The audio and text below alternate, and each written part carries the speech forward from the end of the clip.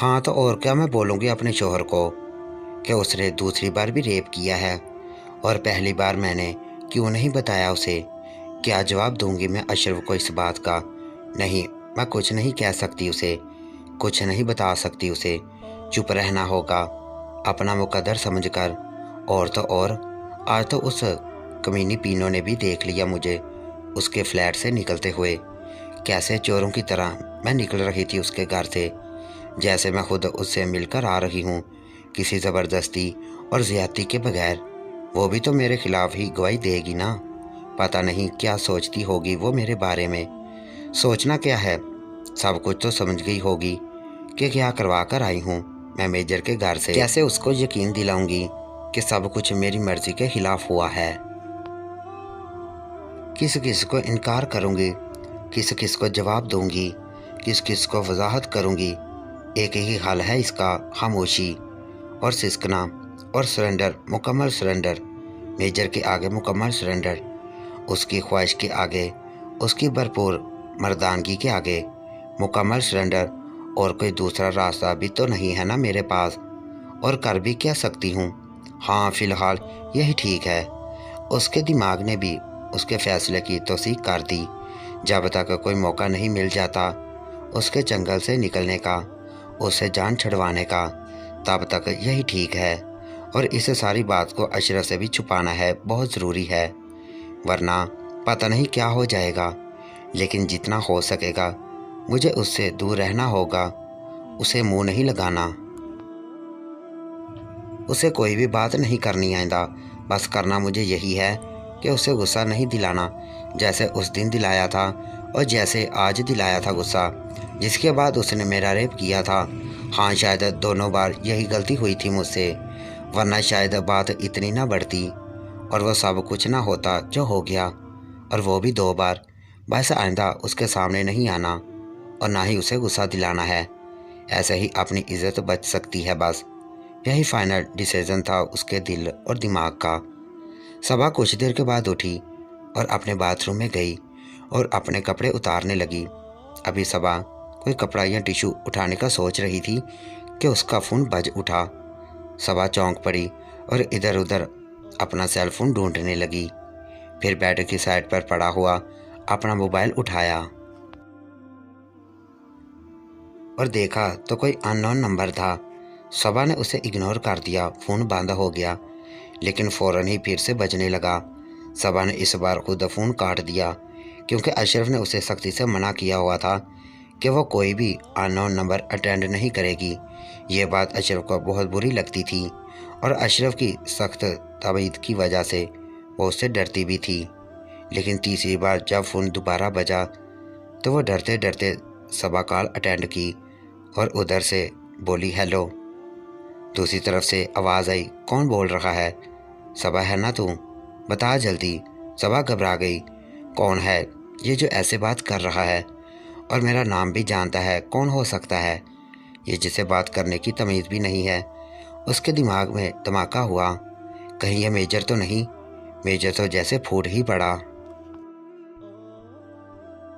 अरे रंडी की औलाद अभी मेरे से करवा कर आई है और अब मुझे पहचान नहीं रही।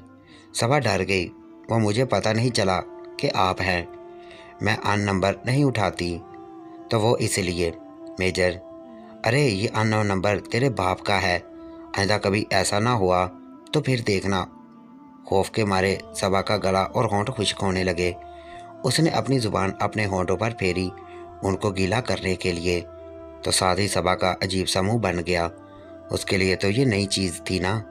कभी भी उसने ऐसी गंदी हरकत अशरफ के साथ नहीं की थी। उसने तो कभी छुआ भी नहीं था अशरफ के पानी को।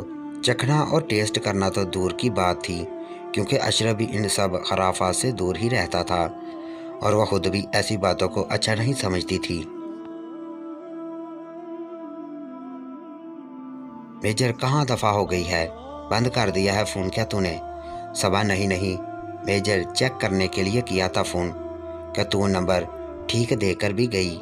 कसम से अगर गलत नंबर होता ना तो तेरा दिया हुआ तो उस पर वक्त पर तेरी मार रहा होता। मेजर के मुंह से ऐसी गंदी बातें और गालियां सुन सुन कर उसे अजीब सा लग रहा था। अजीब सी हालत हो रही थी। उसे कुछ समझ नहीं आ रही थी कि वो क्या करे। क्या उसका फ़ोन काट दे? नहीं नहीं, मेजर की कॉल वो काट नहीं सकती थी, क्योंकि ये उसका वाहिद मतलब उसे दोबारा अपना रेप करने की दावत देता। उसने खामोशी ही अख्तियार करना बेहतर समझा। उसकी गालियों के बारे में उसने एक बार फिर मेजर को समझाने की कोशिश की। सबा, मेजर साहब, आप ऐसी बातें ना किया करें मुझसे, अच्छा नहीं लगता। मेजर, कैसी बातें ना किया करूं मैं? क्या अच्छा नहीं लगता तुझे? सबा, जो आप गालियां देते हैं मुझे और मेरे शौहर को। वो, मेजर, अरे तू मुझे बताएगी कि तुझे क्या अच्छा लगता है और क्या बुरा लगता है? मैं कोई तेरा आशिक हूँ जो ध्यान रखूँ कि मलका हुसन साहबा को क्या बुरा लगता है और क्या अच्छा? उस कमीने को बताया करो कि तुझे क्या अच्छा लगता है और क्या बुरा। मैं तो जो मेरे दिल में आएगा मैं वही तुझे बोलूँगा और वही तेरे साथ करूँगा। आई समझ? सबा चुप हो गई। मेजर, क्या कर रही थी तू? मेजर, अच्छा फिर तो बता कि कपड़ों के ही बगैर होगी उस वक्त। सबा फिर शर्म से चुप रही। मेजर, मुंह से कुछ भौंकेगी या मैं आऊँ हूँ देखने के लिए कि कैसी खड़ी है तू? सबा उसके आने का सुनकर डर गई। नहीं मेजर, तो फिर बता। सबा, जी जी, मैंने कपड़े उतारे हुए हैं नहाने के लिए। मेजर हंसते हुए, तू है तो पक्की रंडी। सबा उसकी बातों से गर्म हो रही थी। मेजर, जाओ दफ़ा हो, नहा जाके, और आइंदा जब भी कॉल करूं तो जवाब ज़रूर देना, समझी? सबा, जी जी मेजर साहब। उसकी बात पूरी होने से पहले ही मेजर ने फ़ोन बंद कर दिया था। सबा ने फ़ोन बंद होने के बाद उस नंबर को गौर से देखना शुरू कर दिया और चंद लम्हों में ही जैसे वो नंबर उसके दिमाग में जम गया और फीड हो गया। मेजर का नंबर उसके दिमाग के हर हर कोने में फिट हो गया। सबा नहाने के लिए चली गई और जैसे ठंडे पानी की फुहार उसके जिस्म पर पड़ी तो एक बार फिर तड़प कर पानी से बाहर आ गई। अब उसे कैसे छुपाऊंगी मैं अशरफ से? देख लिया उसने तो क्या बताऊंगी उसे? छुपाना ही पड़ेगा। आज भी उससे अपने पास नहीं आने दूंगी। वैसे भी मुझे कौन सी प्यास है आज, रेस्ट करूंगी। इस कमीने ने किया भी तो इतनी बुरी तरह से है ना, ऐसे लग रहा है जैसे अंदर से छिल गई हो। पता नहीं अभी आगे आगे क्या कुछ सहना पड़ेगा मुझे और कितना ज़लील करेगा वो कमीना। पहले वाक़या की तरह ही अब फिर कुछ दिन बिल्कुल खामोशी से गुजर गए। मेजर की तरफ से कोई भी गलत बात ना हुई उसके साथ। जब भी उसका फ़ोन बजता और ख़ास तौर पर अशरफ की मौजूदगी में तो सबा का दिल धक धक से रह जाता।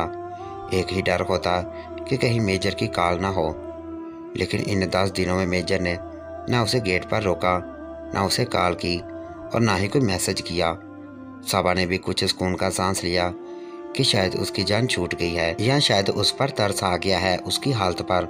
लेकिन फिर एक रोज़ कुछ गलत हो गया, बिल्कुल ही अनजाने में। सबा ने चाहा भी नहीं था कि ऐसा कुछ हो, लेकिन फिर भी बस अचानक ही हो गया।